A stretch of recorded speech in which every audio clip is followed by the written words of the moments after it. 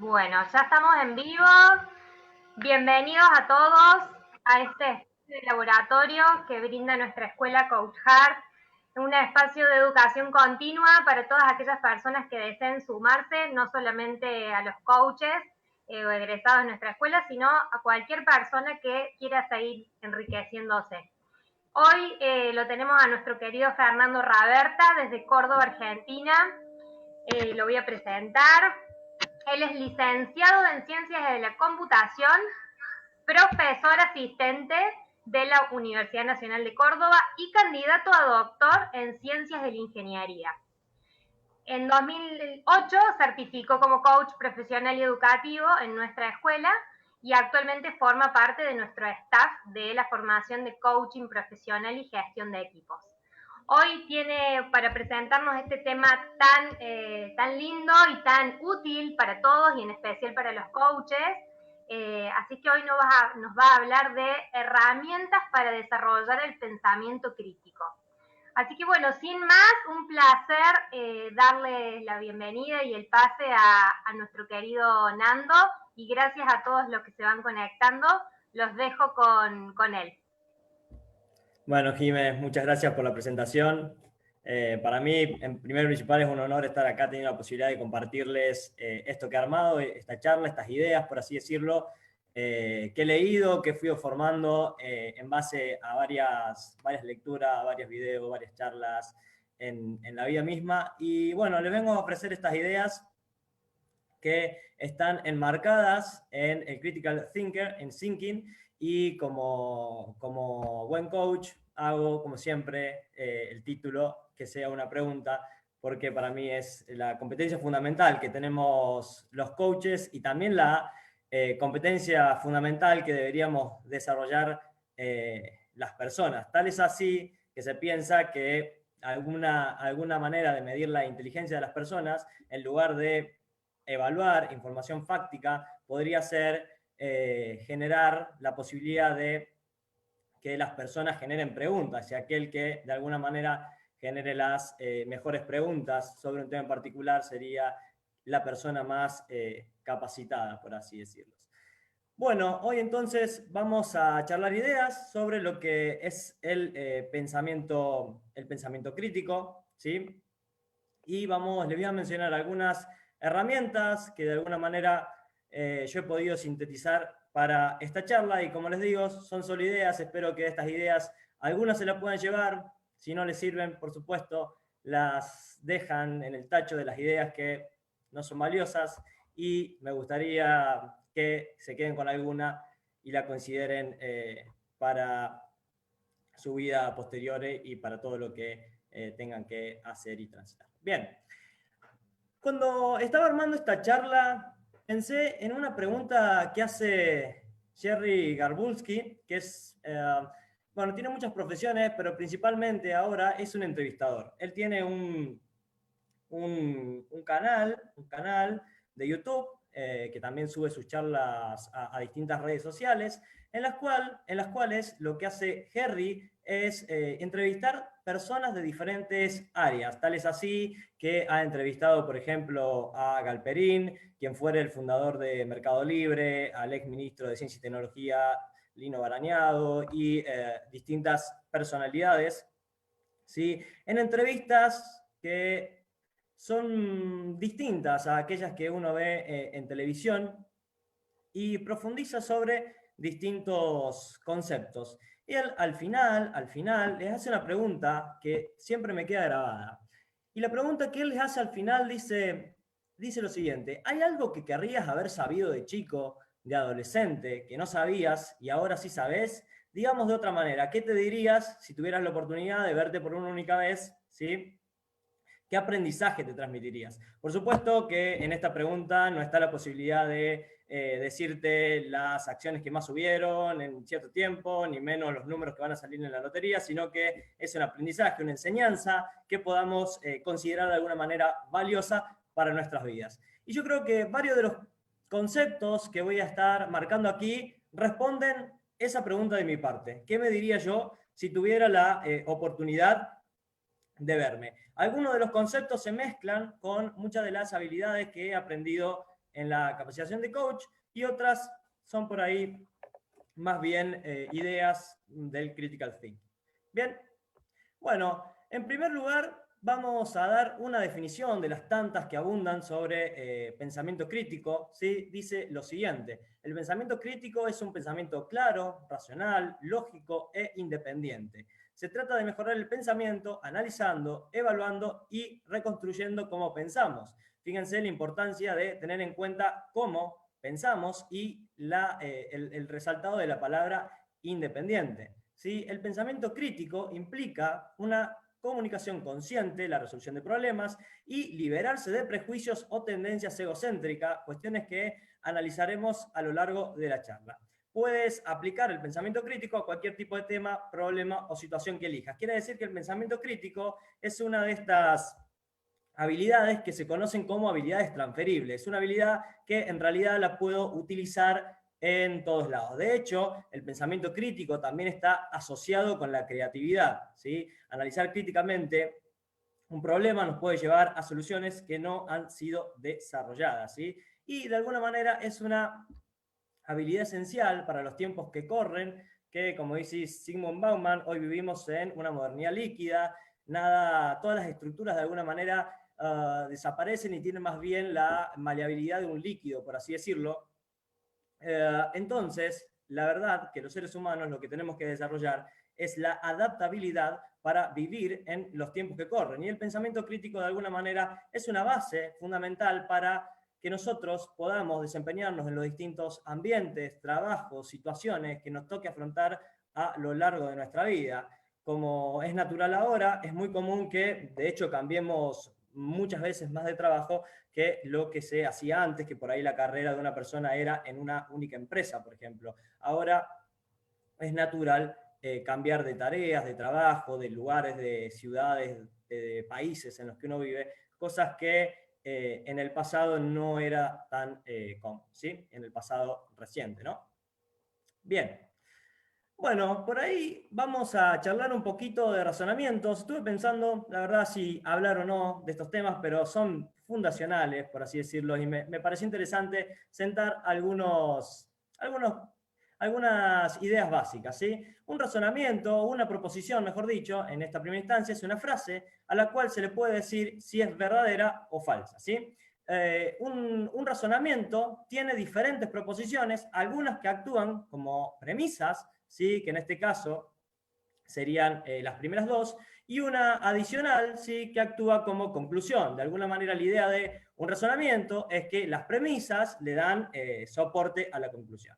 Entonces, una forma de razonamiento sería: todos los humanos son mortales, Juan es humano, por tanto, Juan es mortal. Esto estaríamos diciendo de esta manera. La lógica, ¿sí? La lógica nos vendría a hablar de cuándo un razonamiento es válido, ¿sí? Y para eso, de alguna manera, utiliza lenguajes formales y reglas deductivas, ¿sí? Entonces, la lógica va a venir, va a mirar esto y nos va a decir: ok, tu razonamiento es válido porque desde las premisas yo puedo deducir la conclusión a partir de la aplicación de reglas lógicas. Naturalmente, acá lo podemos interpretar nosotros fijándonos que dice todos los humanos son mortales.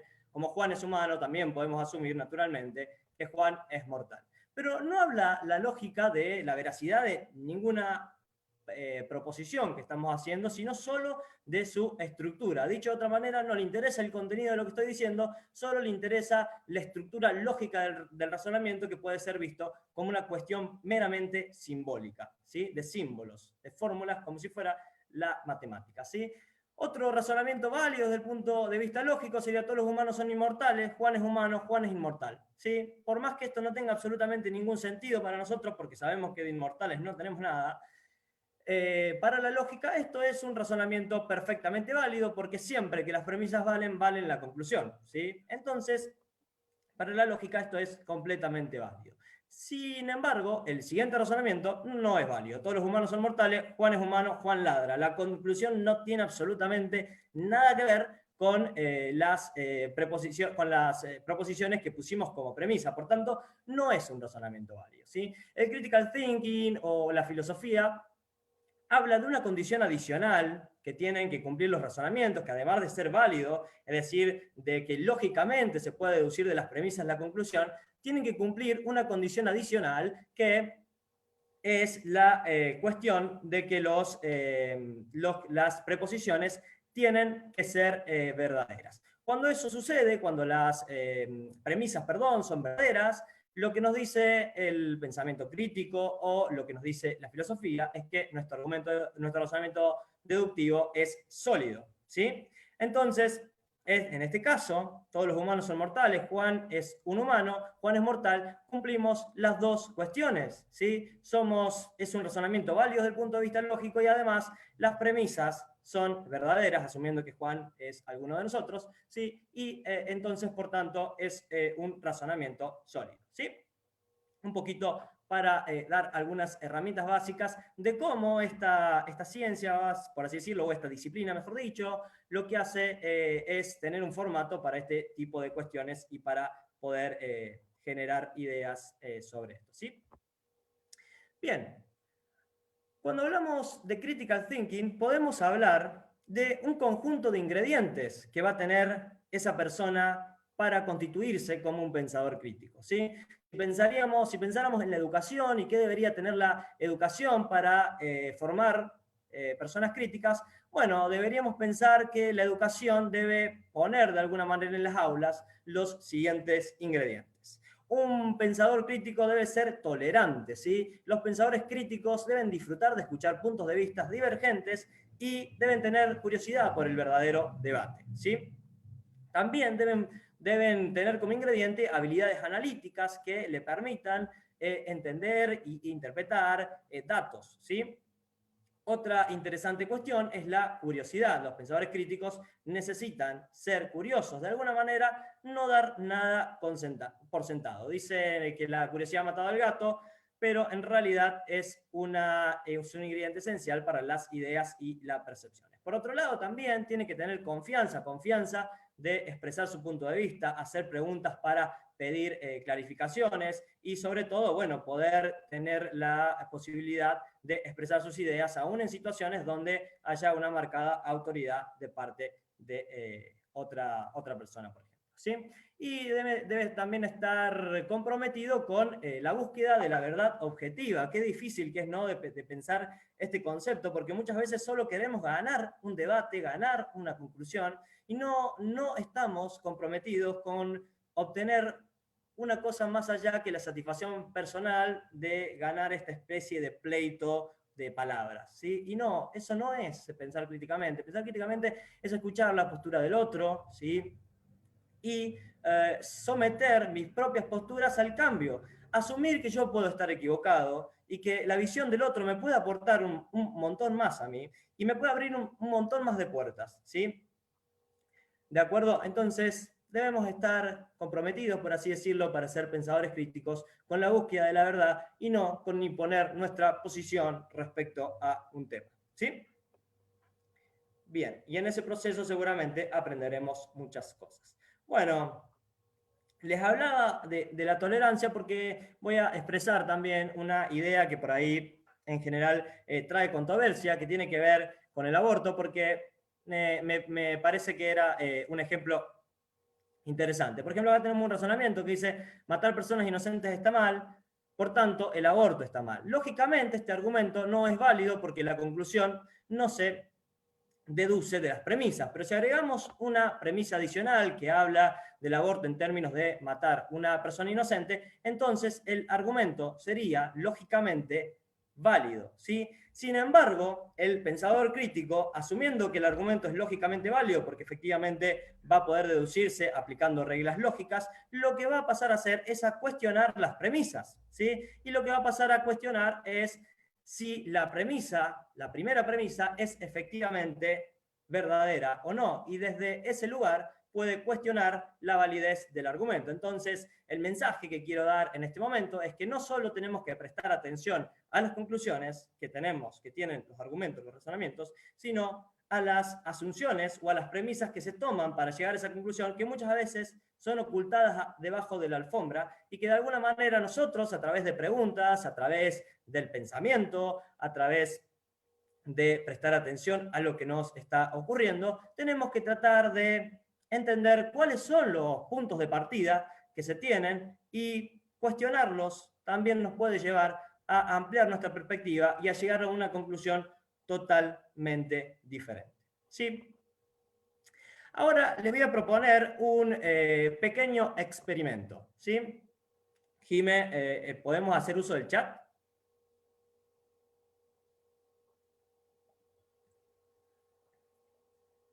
Jime, are you there? Perdón, Bueno, no me prendí el micro. Sí, decime, perdón, Nando. te voy a pedir lo siguiente. Sí. Les voy a pedir que hagan una elección, ¿sí? Y vos me vas a contar qué eligieron. A ver qué sucede. El experimento es el siguiente. Dice, Sonia tiene 31 años, es soltera y es muy brillante. Ella se especializó en filosofía, ¿sí? Como estudiante estaba profundamente preocupada por cuestiones de discriminación y justicia social. Y también participó en manifestaciones antinucleares. Basado en la descripción que hicimos sobre Sonia, nos preguntamos ahora cuál de las siguientes afirmaciones le parece más probable. ¿Cuál de las siguientes afirmaciones le parece a usted más probable? ¿Que Sonia sea cajera de un banco? ¿O la segunda afirmación, que Sonia es cajera de un banco y participa de un movimiento feminista? Entonces ahora espero que participen a través del chat. Jaime dice opción 2. Ariel, opción 2 también. Milka, opción 1. Silvi Vargas, opción 2. Javi, opción 2. Hugo y Guido, opción 1.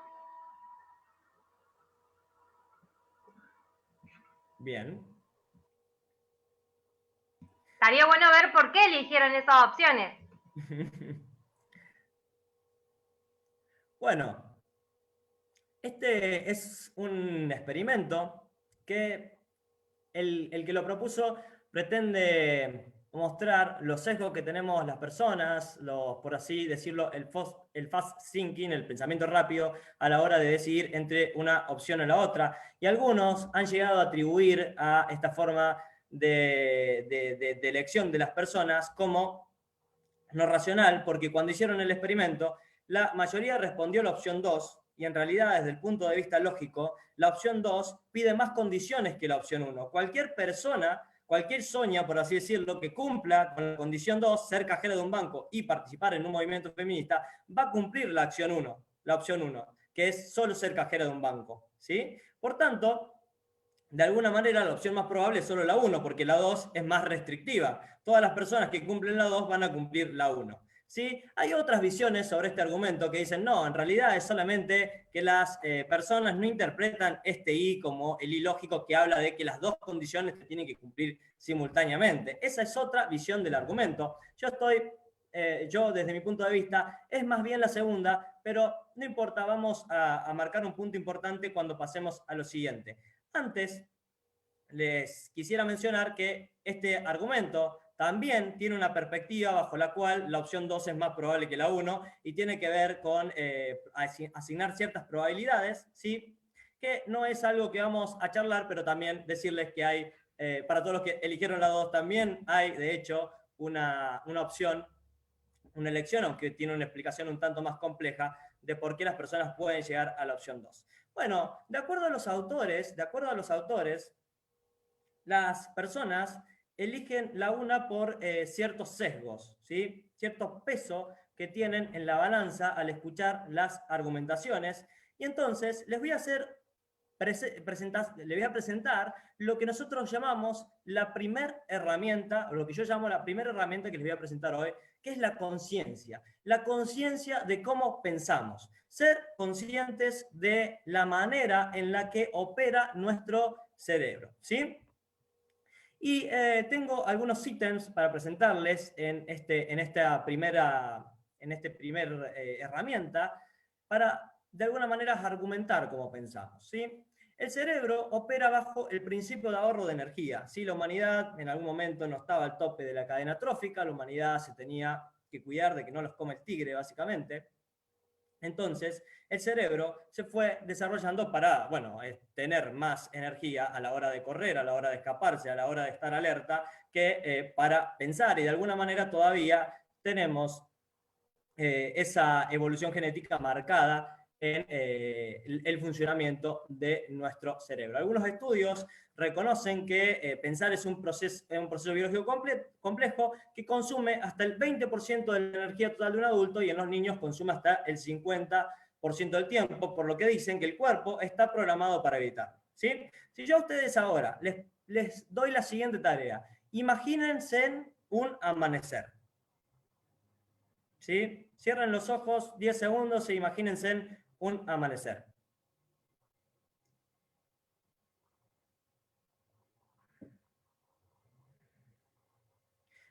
Bueno, desde el punto de vista del principio de ahorro de energía, la mayoría de ustedes van a haber sido provistos de parte de su cerebro por una imagen que ya conocen. O es el amanecer que ven todos los días cuando se levantan, o es el de alguna vacación en la playa que les quedó grabado por alguna cuestión, pero nadie raramente van a haber generado nuevas herramientas, ¿sí? O nuevas imágenes, nuevas percepciones de ese amanecer, porque el cerebro no se va a poner de alguna manera a generar un nuevo recurso, sino que va a tratar de usar las herramientas que se tienen. A la hora de la toma de decisiones, el cerebro también tiene sus propios, por así decirlo, métodos que nada tienen que ver con un análisis minucioso de las posibilidades, sino más bien tienen que ver con ciertas heurísticas que permiten llegar rápido a la solución sin tanto esfuerzo, o casi sin ningún esfuerzo. Y eso, bueno, a veces puede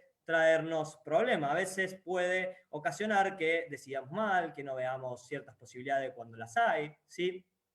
Y tener conciencia de esta forma de operar del cerebro nos da a nosotros la posibilidad de respirar hondo y de alguna manera esforzarnos a pensar, a racionalizar más las situaciones que nos tocan, de manera tal de que nuestro cerebro se esfuerce en abrir caminos, en buscar nuevas posibilidades. Pero tiene que ser naturalmente una actitud consciente nuestra, una orden, por así decirlo, que le demos nosotros conscientemente de cómo piensa si no clarificamos esta cuestión. Dicho de otra manera, la orden debería especificarle claramente, nos debemos especificar claramente a nosotros mismos que necesitamos pensar, porque solos de alguna manera vamos a ir por el camino fácil, el camino rápido. ¿Sí? Otro punto que tenemos los seres humanos es que somos susceptibles a sesgos cognitivos. Un sesgo cognitivo es un error repetitivo o básico en pensar, evaluar, recordar u otro proceso cognitivo. ¿Sí? Yo lo veo un sesgo cognitivo como una balanza. En nuestra balanza, por así decirlo, para analizar ciertas situaciones, tenemos una pesa que no vemos, invisible, hacia algún cierto lado de todo el espectro de posibilidades. Un ejemplo de sesgo es el sesgo de confirmación. Por ejemplo, nosotros tendemos a buscar argumentos o a buscar noticias, por ejemplo, que refuercen una imagen, que refuercen un pensamiento que nosotros ya tenemos. Es decir, busco argumentos para la posición que yo ya tengo, en lugar de, en base a los argumentos, en base a las situaciones, a los hechos y demás, decidir una argumentación. No, yo argumento en base a lo que quiero que se vea, digamos, en lugar de sintetizar en base a las realidades una conclusión, hago que la realidad se adapte a la conclusión seleccionando qué parte de la realidad veo. ¿Sí? De alguna manera. Y esto está, de hecho, hoy en día favorecido por la forma en la que funcionan los algoritmos y las redes sociales, porque en general tienden a vincularnos con gentes y grupos que respetan nuestros mismos intereses, favoreciendo este sesgo de confirmación y haciéndome pensar que mi idea es la correcta y que el resto está todo mal. ¿Sí? Siendo conscientes de este sesgo de confirmación, como en todo lo que hacemos consciente, nos permite actuar en consecuencia. ¿Sí? Si yo sé que tengo esta tendencia a buscar de alguna manera hechos que refuercen lo que yo ya pienso, bueno, deberé especificar muy claramente que quiero buscar una opinión contraria, una información contraria cuando establezca, por ejemplo, criterios de búsqueda en algún buscador, ¿sí? También tenemos prejuicios que tienden que ver con asignar mayor probabilidad que un hecho delictivo haya sido perpetuado por cierto grupo de personas, por ejemplo, entre otros, o la apofenia, que, por ejemplo, cuando hablamos de juegos, muchas veces algunas personas creen que porque un número no haya salido durante mucho tiempo en la lotería, entonces eso quiere decir que tiene más probabilidad de ocurrir. Bueno, la probabilidad estadística dice exactamente que todas las tiradas, por así decirlo, de nuevos números son independientes y por tanto la probabilidad de que salga un número es siempre la misma, ¿sí? Entonces, tener estas cuestiones hacen que nuestro razonamiento no siga, por así decirlo, cuestiones básicas y racionales, ¿sí? ¿De acuerdo? Entonces, teniendo en cuenta todas estas condiciones, podemos mejorarla. Otro sesgo, por ejemplo, común, es que de pronto me fijan un precio, ¿sí? Yo voy a comprar un auto y me dicen, bueno, este auto sale $1000, ¿sí? Y de pronto consigo una rebaja a $900, por así decirlo, y yo creo que estoy pagando el auto barato porque el precio inicial era 1000. Sin embargo, el precio de mercado de ese auto es $500, ¿sí? Y claramente no estoy haciendo un buen negocio, pero me quedo con, de alguna manera, ese primer precio que vi y baso todo mi juicio de caro o barato en ese primer precio que vi, ¿sí? Teniendo en cuenta todo esto, entonces, podemos, como les decía, actuar en consecuencia, y esta es la natural conclusión que les quiero dar con esta primera herramienta, tener en cuenta todas estas cuestiones para actuar en consecuencia a la hora de elaborar nuestras posiciones y decisiones, ¿sí? Bien, el tercer punto es que tenemos tendencia a pensar como piensan los que nos rodean, ¿sí? Tenemos tendencia, por así decirlo, a formar parte de las masas, ¿sí? O a compartir opinión con un grupo de personas y a fortalecerla, a tener a fortalecer mi opinión porque otros piensan como otros, como si el hecho de que otra persona piense igual que yo le sumara valor a mi argumento, ¿sí? Cosa que, no, naturalmente no es así. Esto no, en realidad es de alguna manera funcional a ciertas cuestiones como el hecho de vivir en sociedad. Naturalmente, no tener disidencias nos va a permitir tener un grupo más cohesionado, por así decirlo. Cuando esto muchas veces llega al extremo y se habla en psicología de pensamiento en grupo, y se habla de pensamiento en grupo cuando los miembros de un grupo toman decisiones que no son buenas, por así decirlo, no son críticas, no son analíticas, y terminan teniendo mucho prejuicio o pudiendo tener mucho prejuicio el grupo entero por no analizar racionalmente estas decisiones, y el premio básicamente es, por así decirlo, ese sentido de pertenencia al grupo, ¿sí? Entonces, teniendo estas tres cuestiones claras, bueno, el claro ejemplo que vemos en la imagen es que, bueno, era difícil ser el hombre que no estaba haciendo el saludo de Hitler en ese contexto, ¿no? Era muy difícil no coincidir con la opinión mayoritaria, por así decirlo.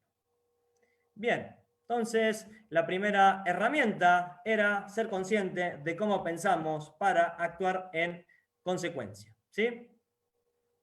De alguna manera, la primera herramienta nos habla de la gran posibilidad que tenemos todo el tiempo de estar equivocados. O sea, es altamente probable que yo esté equivocado, y por eso, de alguna manera, debo escuchar otras posiciones, ¿sí? Porque francamente es bastante probable que mi posición realmente no sea la correcta por todos estos sesgos que de alguna manera mostramos. Bien, como segunda herramienta les quiero mencionar lo siguiente. Es muy importante para nosotros que hoy estamos, por así decirlo, bombardeados con ideas todo el tiempo, porque todo el tiempo tenemos a mano la posibilidad de consultar un periódico. Antes solamente, bueno, uno podía comprar un periódico y de pronto ver las noticias una vez al día. Hoy tenemos radio, televisión, el periódico que se actualiza todo el tiempo porque ahora es una página web. Entonces todo el tiempo estamos siendo bombardeados y se nos están dando diferentes mensajes. Por tanto, una habilidad clave para nosotros es detectar, por así decirlo, el lenguaje de la persuasión, cuando me están llevando hacia algún sitio, por así decirlo. Un ejemplo claro de esto son los avisos publicitarios que apelan a nuestras emociones muchas veces para evitar el juicio racional que tiene nuestro cerebro. Es decir, los anuncios, las publicidades, muchas veces los discursos y los eslóganes políticos tienden a bypassear, ¿sí?, nuestro razonamiento y a ir hacia el lado más animal que tenemos, el lado emocional, ¿sí? Saltar el filtro lógico, el análisis nuestro de las ideas y nos van por otro lado de alguna manera. Y por ese lado es mucho más fácil plantar ideas, es un terreno mucho más fértil porque de alguna manera es como un sitio que no hay frontera, ¿sí? Ejemplos de este modus operandi, por así decirlo, son, por ejemplo, las publicidades que apelan a vincular el producto con una situación llena de asociaciones positivas. Por ejemplo, el desayuno en, bueno, una mujer que puede ser atractiva y demás, ¿sí? Otros, en vez de recurrir a sentimientos o emociones positivas, de alguna manera apelan al miedo o a ciertas emociones que tienen connotación negativa, como por ejemplo, uno podría mostrar imágenes de fábricas que no están trabajando para hablar de la idea de que es, o para darle soporte a la idea de que es bueno aplicar restricciones contra las importaciones, por ejemplo, ¿sí? Bueno, entonces, en base a esto, lo que les quiero mencionar es que es un primer paso necesario para nosotros es detectar estas situaciones para cuando están de alguna manera queriendo pasar e instaurarnos una creencia por el lado emocional, aplicarle el filtro racional. Es decir, si de alguna manera lo que me están intentando, están apelando a mi lado emocional, detectar esa intencionalidad y actuar en consecuencia yendo hacia lo que es la argumentación racional, ¿sí? Bueno, la tercera herramienta tiene mucho que ver con la introspección, ¿sí? Con mirarnos a nosotros mismos, a nuestras maneras de pensar, a nuestras creencias, y le puse como título investigar nuestra forma de pensar. Y entiendo que esto, por así decirlo, tiene cuatro pasos o cuatro fases, ¿sí? Primero es someter siempre a revisión el conjunto de creencias que tenemos, ¿sí? ¿En qué creo? ¿Sí? ¿Cuáles son las razones para creer en lo que creo? ¿Sí? Y tratar de tenerlas presentes, ¿sí? De tenerlas presentes porque quizás muchas veces nos puede suceder que defendemos hasta la muerte ideas que ni siquiera son nuestras, ¿sí? Y que de alguna manera están ahí y quedaron ahí porque nunca nos las cuestionamos, ¿sí? Entonces, revisar nuestro conjunto de creencias nos puede abrir puertas cuando todo está cerrado, ¿sí?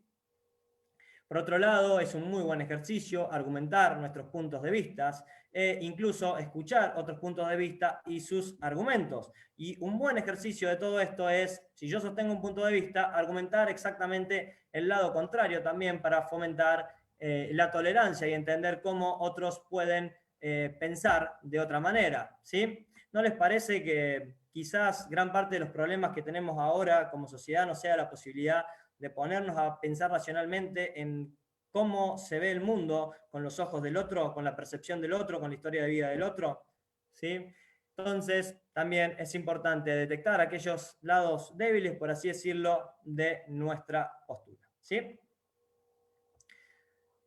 Bien, y por último, una cuestión que me pareció muy interesante al leer un libro que les voy a mencionar al final, es las reglas para un buen debate, porque un debate puede ser una instancia de aprendizaje. Sí, hay ciertas reglas que se tienen que seguir, que raramente se siguen, raramente hay ejemplos de un buen debate, por ejemplo, de ideas, que yo creo que siempre naturalmente es positivo a la hora de poder tomar decisiones, o sea, debatir cuáles son los puntos a favor y en contra de cada idea que tenemos, por así decirlo. La regla número 1 de un debate nos dice que no debemos impedir que un oponente avance en una nueva posición o desafíe nuestra posición. Le tenemos que permitir que de alguna manera muestre los lados débiles de mi posición y en base a eso refuncionalizarlos, entenderlos, ver cómo puedo subsanar esa dificultad o en todo caso, bueno, decir, ese es un buen punto y eso quizás nos cambia nuestra manera de pensar en algo, ¿sí? Ambos lados, dice la regla 2, ambos lados deben defender y justificar sus opiniones cuando les pidan. O sea, yo le puedo pedir a mi oponente, ¿sí?, que clarifique ciertas ideas, por ejemplo, que clarifique cuál es la premisa de su razonamiento que no me está mostrando, ¿sí?, de alguna manera, y pedirle información sobre eso, y pedirle razones para eso, y que nos justifique por qué cree que es verdadera, y demás, ¿sí? Como regla número 3, planteamos que no se deben atacar las posiciones que nadie ha planteado. Es decir, si yo tengo prejuicios sobre la persona, que en este caso está siendo mi oponente, ¿sí?, yo no puedo traer esos prejuicios sobre la mesa y hablarle de algo que él no trajo al debate, ¿sí? No es justo, es una regla que tiene más que ver con que muy probablemente lo que yo esté trayendo sobre la mesa es un prejuicio que yo tengo sobre la posición del otro que no necesariamente es la posición del otro. Ya vimos en la habilidad 1 cuán probable es nuestra cuestión a tener estos sesgos y naturalmente formar una opinión al respecto, ¿sí? Como regla número 4, dice, no uses nada excepto argumentos para avanzar sobre tu posición. Es decir, no apeles a los deseos de las personas y mucho menos a sus prejuicios o miedos. Es gran parte del debate político apela, ¿sí?, a los sentimientos, a los miedos, ¿sí?, y no al debate, por así decirlo, puro de ideas. Bueno, la regla para un buen debate nos dice, no, deja ese lado afuera porque ese lado y el lado racional son como dos mundos diferentes, ¿sí?, y deja que el mundo de las ideas lo defina el lado racional. No vayas por el lado débil del hombre, por su lado animal, por así decirlo, sino por el lado racional. La tierra que tenés que conquistar es la tierra de la razón, no la tierra de los sentimientos y las emociones. Bien, aquí voy a hablar un poco entre el vínculo que yo advierto entre el coaching y el pensamiento crítico. Esto es a título de opinión personal, ¿sí? Yo lo que creo es que fundamentalmente el coaching es muy efectivo porque estimula el pensamiento crítico en las personas, ¿sí? En una sesión de coaching, el coach genera un espacio que favorece el pensamiento crítico. ¿Por qué? Porque a través de preguntas y parafraseos ayuda al cliente a inspeccionar asunciones, elementos, a hacerlas conscientes, ¿sí? Se invita al análisis de diversas posibilidades, estimulando el análisis de los resultados esperados. Es decir, se lleva al cliente a una situación de pensar lento, despacio, advertir todas las posibilidades, pedir que resignifique o que signifique o que diga lo que significa una palabra, ¿sí? Que es muy apreciable cuando uno tiene una sesión de coaching que uno por ahí pide a la persona que define una palabra y la definición de la palabra le abre todo un marco de posibilidades porque nunca se había preguntado qué quiere decir, por ejemplo, la felicidad para ella. Quizás lo que tiene en la cabeza es más bien un mensaje que ha pasado a su lado racional y ha ido por el lado emocional y probablemente lo instauró alguna campaña de marketing y no, de alguna manera, su puro pensamiento lógico, por así decirlo. Dicho de otra manera, el coach, a través de preguntas y parafraseos, se constituye como un catalizador de pensamiento crítico para el cliente, ayudando naturalmente a ver más posibilidades, analizar otros puntos de vida, analizar las creencias que uno tiene, hacer conscientes ciertos patrones o cuestiones que utilizamos a la hora de decidir. Y como dije al principio, el primer paso para poder actuar en consecuencia de algo es que ese algo sea consciente, ¿sí? Si no tenemos ni idea de por dónde viene la cosa, entonces naturalmente nos será muy difícil poder evitarla, ¿sí? Hacer conscientes es entonces el primer gran paso.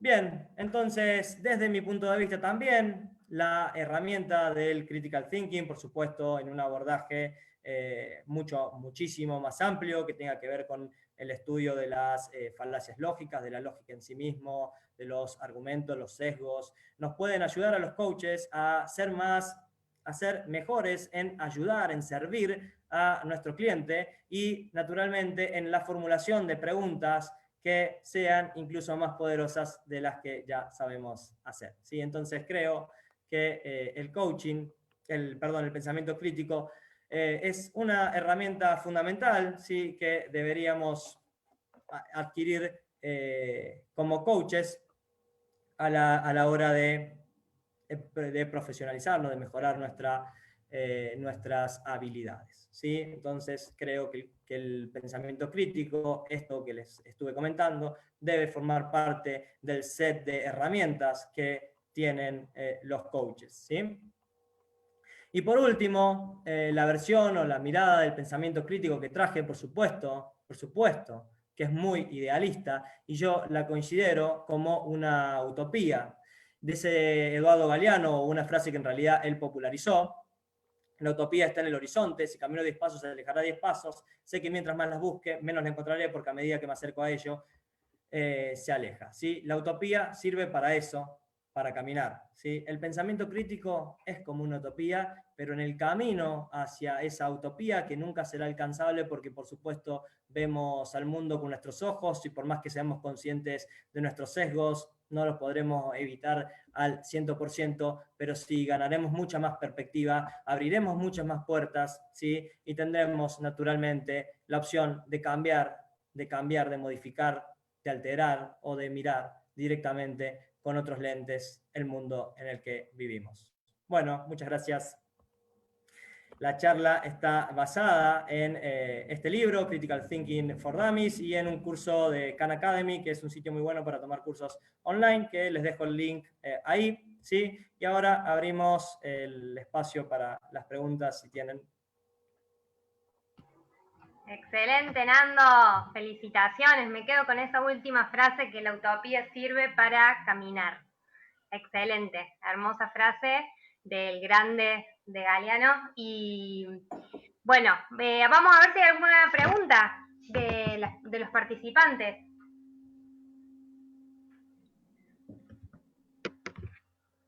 Aquí en el chat están poniendo excelente, muy bueno, Nando.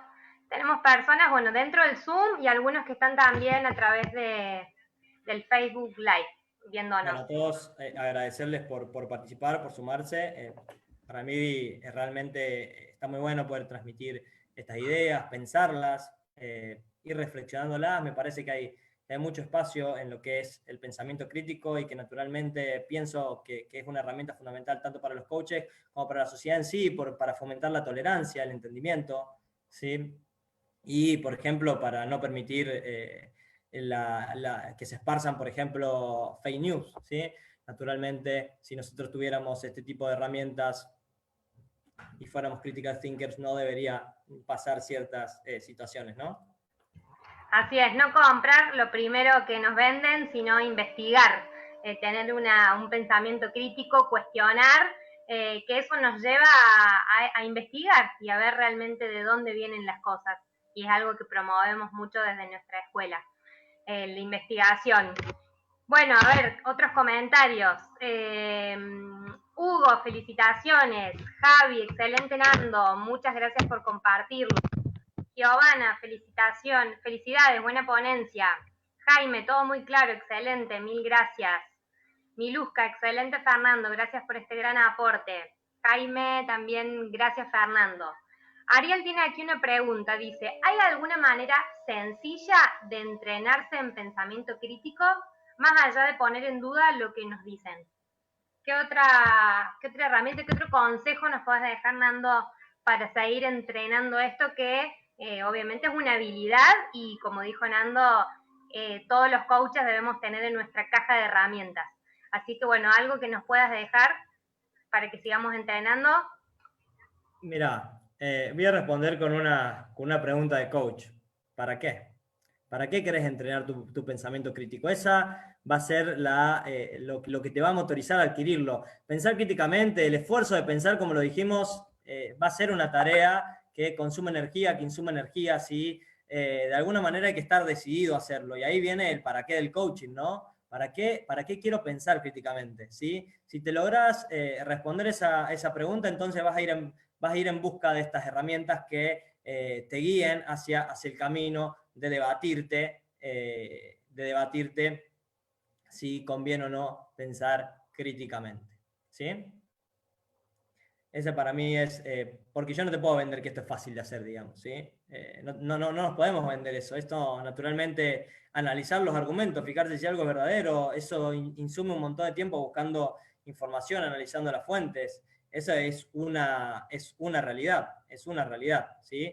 Quizás uno no lo haga con todo, sí, pero con ciertos temas que le son de interés, en los cuales quiere formar una opinión, en los cuales le interesan aplicar, por así decirlo, esta herramienta, pero siempre ser conscientes de cómo pensamos, ¿sí? Para no comernos la cancha, así vulgarmente hablando, digamos. A mí me ha pasado muchas veces creer que tenía la razón, digamos. Por eso digo que si yo pudiera ir al pasado y encontrarme con mi yo más joven, ¿sí? Me diría muchas de estas cosas, naturalmente. Me diría muchas de estas cosas y me haría mucho más consciente de este tipo de sesgos que naturalmente yo creo ni siquiera muchos de nuestros dirigentes sí los tienen presentes. Bien, gracias Nando. Acá tenemos otra pregunta. ¿Qué ocurre cuando el pensamiento crítico está atravesado por los sentimientos? ¿Deja de ser crítico ese pensamiento? Bueno, naturalmente yo te voy a dar mi perspectiva de eso. Hay como distintos enfoques, hay gente que quiere de alguna manera que las emociones, los sentimientos también tengan que ver en el peso de las elecciones. Por ejemplo, yo podría tomar una decisión en base a cierta emoción que me generen y ponderar una elección en base a ciertas emociones.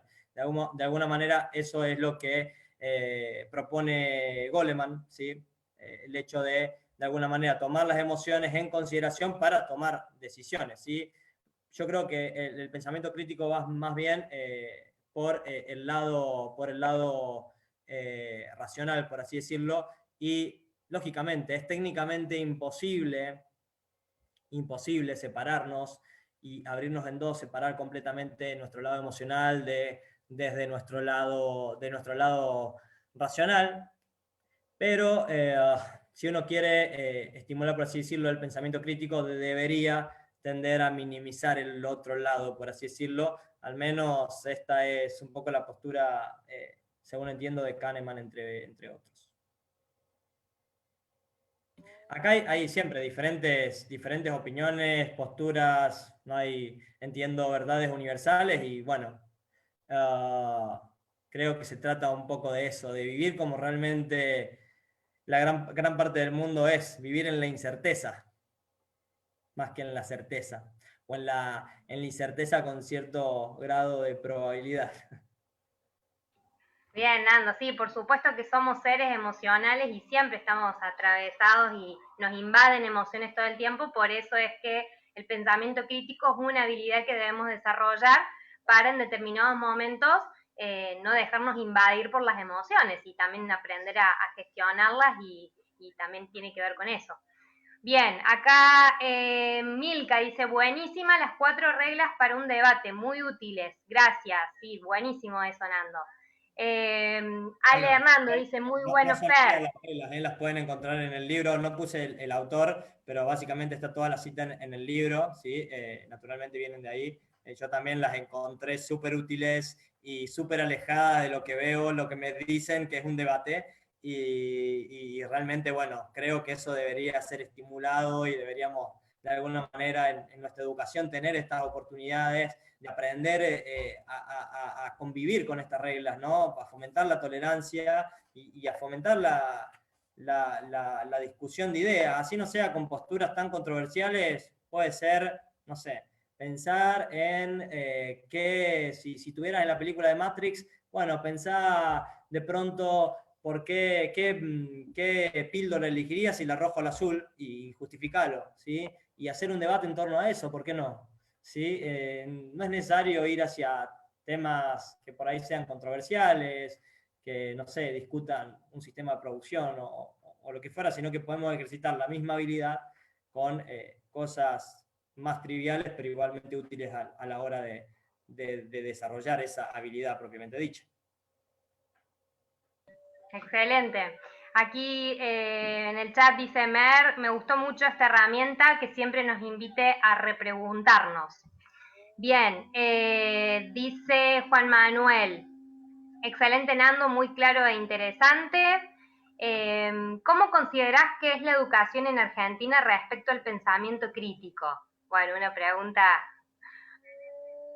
Mirá, yo llevo en la educación argentina, en la educación pública argentina, muchos años, toda la secundaria, una carrera universitaria, una carrera doctoral. Sinceramente, no sé si soy un pensador crítico o si lo soy en un grado alto, digamos, ¿sí? Creo que se debería estimular más, creo que se debería estimular muchísimo más la capacidad de hacer preguntas, pero también creo que me cuesta decir cómo hacerlo, incluso en mi rol de docente, ¿no? Entonces creo que es un desafío y no la crítica en sí mismo muchas veces carece de valor, ¿no? La crítica, desde mi punto de vista, tiene que venir acompañada con propuestas, ¿no? Yo creo que es necesario que nos formemos muchísimo más en estos temas, ¿sí? Pero también para formar en estos temas se tiene que formar el plantel docente, ¿no? Que muchas veces, bueno, quizás me incluyo, ¿no? Lejos estamos a veces de ser críticos nosotros, ¿no? O tenemos una visión de qué es ser crítico. Yo me he encontrado en muchas situaciones con una cierta perspectiva de ser crítico que no tenía nada que ver, por así decirlo, con el análisis independiente de ideas, ¿no? Entonces, nada, creo que nos hace falta en estas reglas de debate y principalmente la herramienta 1 que les mencionaba, que es la conciencia de los sesgos que tenemos, porque yo no creo en la mala fe, o por así decirlo, siempre me paro en analizar el comportamiento de las personas, no desde su mala fe, sino desde su buena fe, ¿sí? De alguna manera, que yo creo que, o prefiero creer, ¿sí? Es una creencia, que todos actuamos acorde a nuestra fe y de buena manera, solo que a veces nuestras creencias o los argumentos que tenemos para nuestras creencias están equivocados, ¿sí? Por ejemplo, una cierta persona que defiende una postura política quizás no lo hace por una conveniencia puramente personal, sino porque está convencida de que esa es la solución a todos los males que padecemos como sociedad, ¿sí? Y simplemente quizás lo hace desde una postura un tanto fanática que ha sido de alguna manera posible porque no tenemos una formación que nos haga entender que existen todos estos sesgos y todas estas cuestiones alrededor que de haberlas seríamos más conscientes de que es altamente probable que yo esté equivocado. ¿Por qué estoy diciendo esto con tanta certeza? A ver, ¿cuál es el otro lado? ¿De qué perspectiva lo puedo ver para pensar exactamente lo contrario a lo que estoy pensando? Creo que la cosa viene por ahí, digamos. El tema que vivir con todas las dudas es complicado. Decía Bertrand Russell que el problema del mundo es que, lo voy a decir de esta manera, los idiotas están llenos de certezas y los inteligentes de dudas, ¿no? Y bueno, no sé, creo que en parte alguna cosa de nuestro mundo describe esa frase. Gracias, Nando. Buenísimo, buenísimo. Me encantó. Y bueno, el coaching nos invita a esto, a desafiarnos, a cuestionarnos, a ver nuevas perspectivas, a ver nuevas posibilidades. Así que creo que sin dudas el pensamiento crítico es una habilidad clave para que todos desarrollemos, en especial los coaches. Así que bueno, te agradezco por todo esto. Opinión personal, creo que a la educación argentina le falta todavía desarrollar más el pensamiento crítico en todos los niveles. Esperemos, bueno, que como todo se siga mejorando. Y bueno, ya estamos en hora. Gracias a todos por haber participado. Ahí Guido dice, gracias por compartir este tema, muy bueno. Juan Manuel dice, perfecto, Nando, gracias. Te agradecemos de todo corazón, Nando, por este tiempo, por todo esto que nos enseñaste en el día de hoy. Ahí está tu correo para que los que quieran escribirte o seguir profundizando, queda a disposición nuestro querido Nando, que es parte del staff de la escuela. Así que bueno, gracias a todos por venir a este espacio de laboratorios de coaching que lo tenemos miércoles cada 15 días en la misma hora por el mismo canal. Y es abierto para todas las personas que deseen participar, así que les vamos a ir informando cuál es el próximo tema y quién es el ponente de nuestro próximo laboratorio. Así es que bueno, queda esto para que puedan verlo también en diferido a través de nuestra fanpage. Les agradezco a todos por estar presentes y nos vemos en la próxima. Bueno, muchas gracias. Chao. Gracias. Chao, Buenas chao. noches a todos. Gracias. Chao, gracias, buenísimo. Chao, chao. Gracias, Nando. Chao, Gracias chao. a todos por participar. Muchas gracias.